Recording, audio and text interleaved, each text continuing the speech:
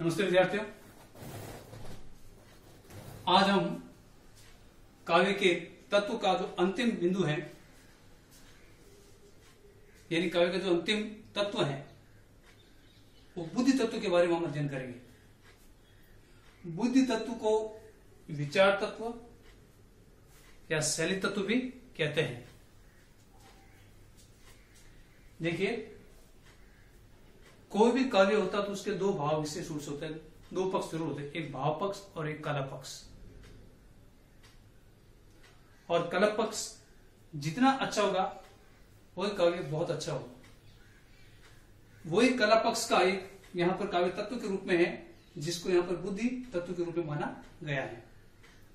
बुद्धि तत्व के अंतर्गत कोई भी कवि होता है, अपना काव्य सृजन करता है, तो उस सृजनता के दौरान या सृजनता के अंतर्गत या सृजन करते समय वह अपने विचार या शैली के माध्यम से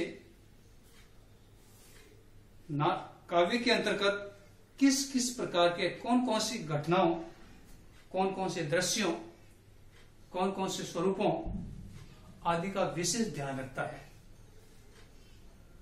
और ध्यान रख करके वो धीरे धीरे काव्य का सृजन करता हुआ आगे बढ़ता है। एक छोटी सी बात में काव्य से दूसरे टॉपिक तक ले जाता हूं। जिस प्रकार से अपन कोई भवन का निर्माण करते हैं, तो भवन के निर्माण करने में हमें अनेक प्रकार के कच्चे माल की आवश्यकता होती है। पत्थर की होती है, सीमेंट की होती है, कंक्रीट की होती है, ईंटें की होती है, और इसी के माध्यम से हम धीरे धीरे हम क्या करते हैं, भवन का निर्माण करते हैं।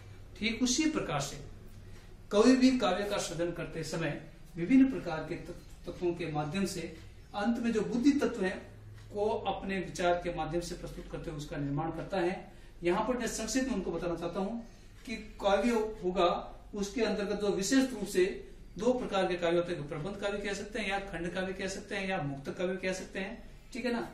यानी प्रबंध काव्य के भीतर जो विविध घटनाओं का जो चुनाव है और उन चुनाव को एक संगठित एक विशेष तरीके से करता है, और उसके अंतर्गत तरीके से चुनाव करना मूल तत्व होता है बुद्धि का।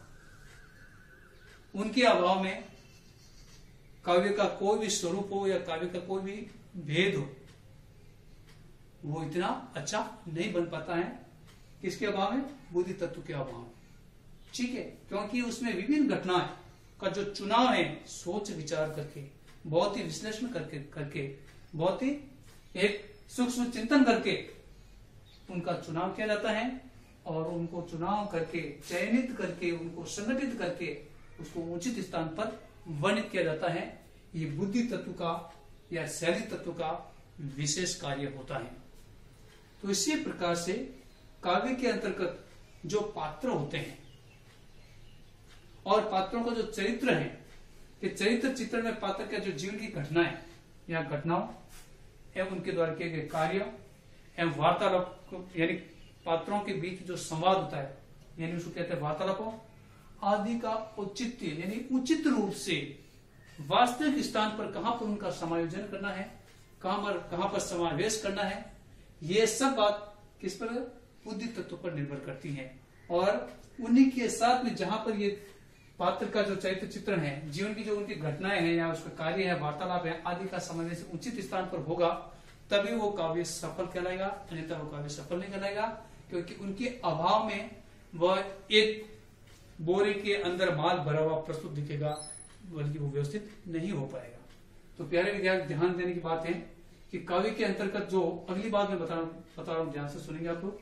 भाव निरूपण के अंतर्गत जो जितने भी चरित्र हैं या पात्र हैं, उनकी जो भाव भंगिमाएं या उनकी जो चेष्टाएं, उनके मनोविकार और आदि के विविध पृष्ठभूमि को दिखाना।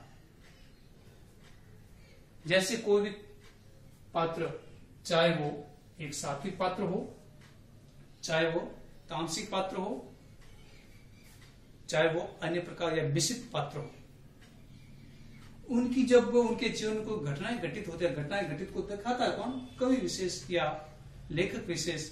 तो उसके माध्यम से उसके व्यक्तित्व में परिवेशकालीन या परिस्थिति के परिणाम स्वरूप उसके जीवन में किस प्रकार के भाव उत्पन्न होता है, और उन्हीं भावों के माध्यम से उसके मानस पटल पर, उसके मस्तिष्क पर किस प्रकार की चेष्टा चेहरे पर भाव वर्ग क्या मनोविकार किस प्रकार से उभर के सामने आते हैं, उनको एक व्यवस्थित तरीके से, ठीक है ना, एक सटीक तरीके से और उनकी पृष्ठभूमि को स्थापित करते हुए हमारे सामने प्रस्तुत करना, ये किसका कार्य है, ये बुद्धि तत्व का कार्य है। इसके अभाव में कोई भी काव्य व्यवस्थित रूप से काव्य नहीं कहलाएगा, क्योंकि जिसमें चेष्टा और मनोविकार नहीं होंगे तो वो उसमें उत्सुकता नहीं होगी, उस काव्य जिज्ञासा नहीं होगा और साथ ही उसमें उद्देश्य की पूर्ति नहीं हो पाएगी।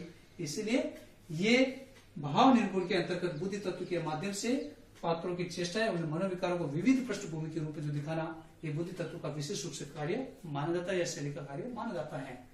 इसी के प्रकार से जो कवि होता है, काव्य का सृजन करने वाला होता है और बुद्धि तत्व के माध्यम से ही वो अपने मन की जो भाव है, अपने इच्छित भाव, मन की जो इच्छाएं हैं, मन की जो संवेदनाएं हैं, मन की जो भाव है, वो इसी के माध्यम से स्पष्टीकरण होता है। बुद्धि तत्व के माध्यम से ही वो चाहे किसी भी, चाहे बुद्धि तत्व के अंतर्गत चाहे कोई भी शैली के पक्ष को कह सकते हैं आप लोग, छंद हो, रस हो, अलंकार हो या अन्य कोई भी तत्व हो, उनके माध्यम से वो एक भाव चमत्कारिक रूप से स्थापित करके हम जैसे पाठकों, हम जैसे विद्यार्थियों और के सामने प्रस्तुत करता है।